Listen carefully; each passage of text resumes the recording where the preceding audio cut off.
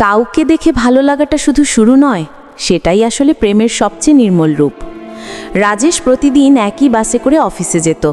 ব্যস্ত সকাল, ভিড়, ক্লান্ত মুখ, সব কিছুই যেন একই রকম। কিন্তু একদিন হঠাৎ করেই তার চোখ পড়ল মেয়েটির দিকে। সাদা নীল সালোয়ার, হাতে বই, জানালার পাশে বসা। কিছু একটা ছিল তার চোখে, তার নীরবতায়। সেদিনই হয়তো রাজেশের প্রথম মনে হলো, কাউকে দেখে ভালো লাগাটা হলো প্রেম। এরপর থেকে প্রতিদিনই সে মেয়েটিকে খুঁজে নিত। কথাবার্তা হয়নি, পরিচয়ও হয়নি, তবুও যেন অদ্ভুত এক টান কাজ করত। অফিসের চাপ, জীবনের হিসাব, সব কিছুর মাঝেই সেই এক ঝলক হাসি রাজেশের কাছে হয়ে উঠেছিল শান্তি। সময় কেটে গেল। একদিন বাস দেরি করছিল। মেয়েটি তাকিয়েছিল রাজেশের দিকে, হালকা একটা হাসি দিয়েছিল।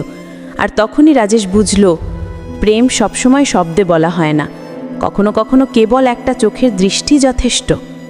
কারণ সত্যি, কাউকে দেখে ভালো লাগাটা শুধু শুরু নয়, সেটাই আসলে প্রেমের সবচেয়ে নির্মল রূপ।